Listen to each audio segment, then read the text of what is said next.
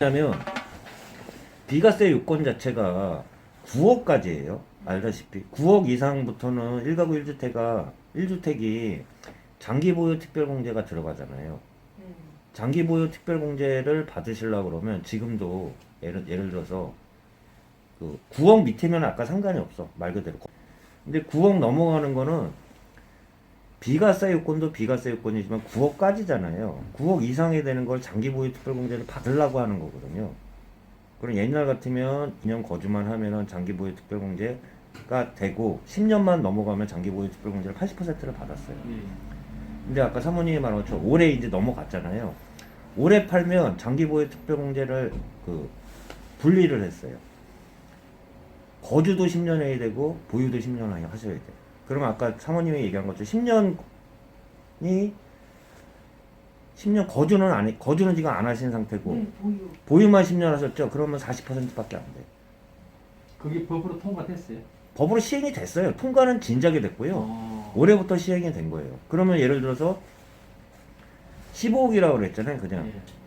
9억까지라고 그랬죠. 6억, 만약에 양도 차익이 6억이면 80%까지 만약에 10년 보유, 10년 거주로 하셨으면 80%까지는 6억에서 빼준단 말이에요. 근데 지금 사장님 같은 경우는 40%밖에 안 빼죠.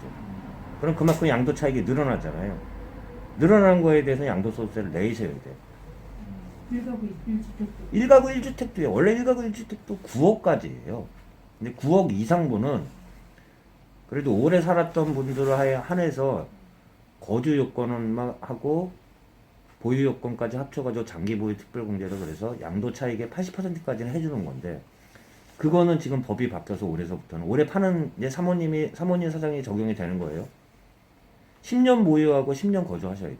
그래 이제 80%를 까줘. 지금 하나도 안 사셨잖아. 예. 그러니까 그러면 40% 그럼 예를 들어 6억에 40%야. 64, 24.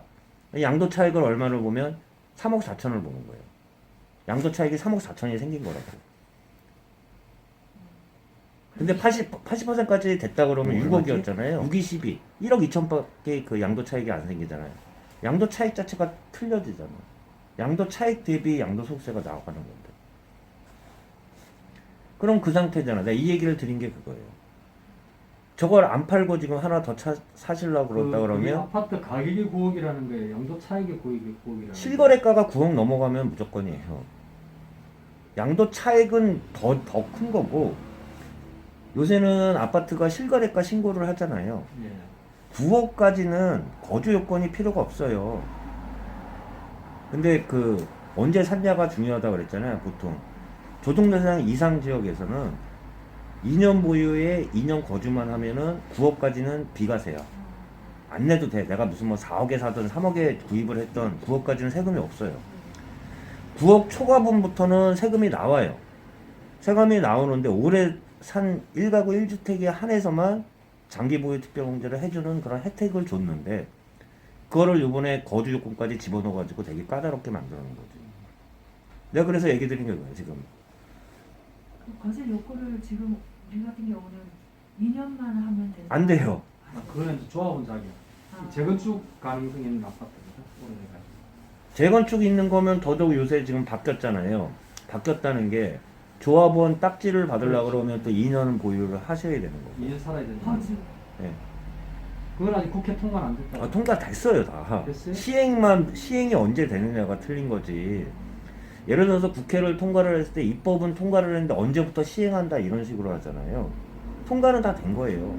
그래서 그거를 팔지 않고 일단 하나를 더 추가를 한다 그러면 1가구 2주택이에요. 그러면 일시적 1가구 2주택이 아니라 사모님하고 사장님 같은 경우는 그럼 취득세가 8%예요. 8%에 무슨 뭐 지방세까지 합쳐버리면은 뭐 예를 들어서 그냥 비유하기 편안하게 얘기 드려보면 10억짜리 사면 취득세가 뭐 1억 조금 안 되게끔 그렇게 많이 나온다. 옛날 같으면 한 3,500 정도 내면 되는 거. 이런 걸 다 감안하시고 사셔야 된다는 얘기. 세대 분리한 애들 앞으로는 괜찮은 거죠. 세대 분리한 사람은 괜찮은데 그 사람들이 그 자식들이 돈이 있어야지. 그렇지. 사장님이나 사모님이 요새 주시다고 뭐 돈을 준다 그러면 요새 잘못하면 증여로 세금 엄청 나오잖아요. 그거는 다 알아보세요. 그래서 지금 부동산이 힘든 거예요. 물건은 있어요. 그럼 10억 정도 사시면 대충 영등포, 그러니까 영등포 정도면은 그 위치도 괜찮으니까 그냥 안 파시려고 그러잖아요, 지금. 근데 저희도 들어갈 입장이 못 되니까 살 때 다 대출해서 사고 그러잖아요. 그래서 그냥 집은 필요하니까 갖고 있었던 거거든요. 근데 이렇게 법이 바뀌어가지고 참 그래요. 지금 어쩔 수 없어요, 지금은. 아까 말한 것처럼 사모님만 해당되는 게 아니라 지금 법으로 다 강화를 시켰잖아요, 지금. 재건축 지역 같은 경우도 이번에 그 조합원 지위 때문에도 딱지를 안 받으면 그거 투자를 갖고 있을 이유가 없잖아요. 그러면 우리가 현금 보상으로 들어가 버린다면 그거 못하러 갖고 있어요, 그렇죠. 지금. 조합원 입주가 돼야 될 거 아니에요. 그러다 보니까 서울 집값이 올라간 거예요. 세입자 내보내야 될 거 아니야. 내가 2년 거주하려고 그러면. 그러면 투자 메리트는 있는데 대신 그런 약점들이 막 생긴다는 거야. 그런 걸 먼저 감안하셔야지. 그래서 아까 사장님이 오피스텔을 얘기하신 게 그거죠. 그 1가구 1주택을 유지한 상태에서 투자 수익률로 생각하시는 건데, 신규 아파트를 좀 신규 오피스텔 같은 경우는 얘기를 드리면, 분양 대행에서 말하는 애들은 솔직히 좀 약간 거품이 들어가 있어요. 실질적으로 거기서 말하는 수익률은 실질적으로 틀려. 그렇게 안 나와요. 오를 차익도 별로 없죠. 양도 차익을 보려고 그러면 오피스텔 사시면 안 되죠. 네, 제가 얘기하는 안 것처럼. 되죠. 양도 차익을 살려고 그러면 아파트나 최소한 뭐 하다못해 다세대 다가구나 전원주택을 사셔야지, 양도 차익 보려고 오피스텔 사지는 않잖아요. 발세 이런 거 나오고. 그쵸. 월세로. 그리고 오피스텔 같은 경우는 아까 잠깐 얘기 드린 것처럼 창릉 신도시에 그 분양한다는 애, 일단 창릉 신도시는 아직 분양 안 들어갔어요. 그 주변에 있는 지역인데, 나중에 생각하면은 아예 창릉 신도시 내에서 분양 들어갈 때 그때 들어가는 게 낫지. 지금은 아니라는 거지. 그 오피스텔 같은 경우는 오히려 서울 쪽에다 계속 하세요. 일자리 많은 데다가. 돈이 있어야 사죠, 서울 쪽에. 아, 지금은 어설피 사시면 안 사느니만 못해요. 왜 그러냐면 어설피 사시면 안 사느니만 못하다고요. 한 번 사면 되물릴 수가 없잖아요. 근데 아까 말씀드린 거 취득세하고 등록세가 얼만데, 그렇게 치러줘. 그러니까 예를 들어서 너무 좀 저속한 표현이지만 10% 가까이를 삥 뜯기고 시작하는 거예요, 쉽게 말해서.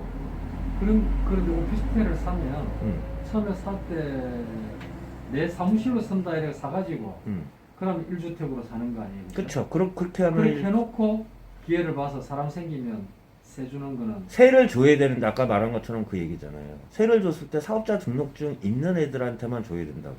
그러면 세가 나가는 확률이 떨어질 거 아니에요. 그렇지. 내가 아까 그래서 이렇게 이것만 얘기하면 너무 길어질까봐 얘기를 안 드리는 건데, 사업자 등록증 있는 사람만 임차인을 구하려고 그러면 얼마나 어렵겠어요. 내 말이요. 그러면 세가 잘 안 나갈 거 아니에요. 그렇죠. 주거용이든 뭐 사업자 등록증이든 걔네들 가리지 않고 해야지 공실이 안 날 거 아니에요. 근데 가려서 넣으셔야 된다니까? 나 얘기 드린 게. 그게 뭐예요? 일반인들 놔도 전입신고만 안 하면 되는 거 아니에요? 원래대로라면은 여기, 그러니까 이게 계속 그렇지. 길어져. 예, 예. 그래서 얘기 드리는 게, 구청에서는 일일이 어떻게 다 그걸 볼 거예요. 예. 단지 거기 전입신고라고 전입신고는 요새 다 올라가잖아요. 전산에.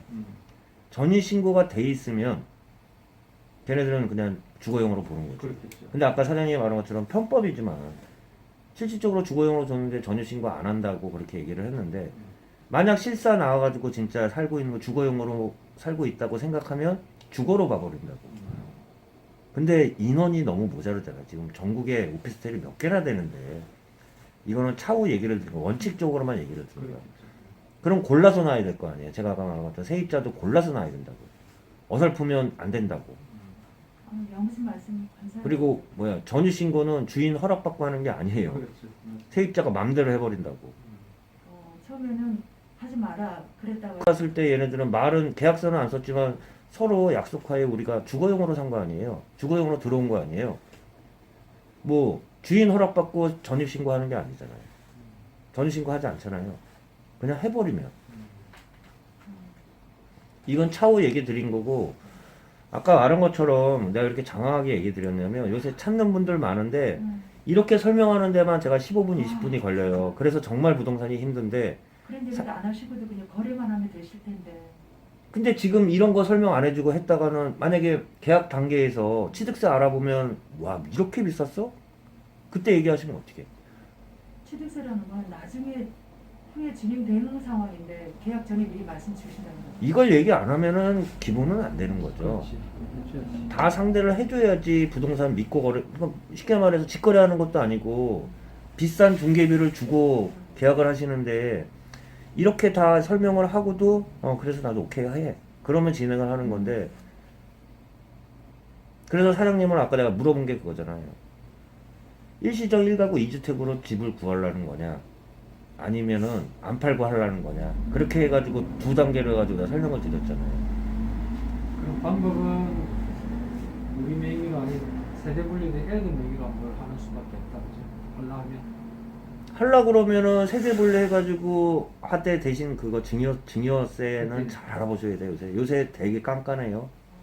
자금 조달 계획서가 다 들어가요. 요새 자금 조달 계획서 잘못 한 번 냈다가는 증여세 다 때려 맞아요. 그래서 요새 힘든 거예요. 자금 조달 계획서는 예를 들어서 그 투자 자금의 80%까지 다 추적 들어가요. 100%까지 못 맞히지만 최소한 80%까지 맞춰줘야 돼요. 그 증거를 그냥 말로만 하면 안 되고,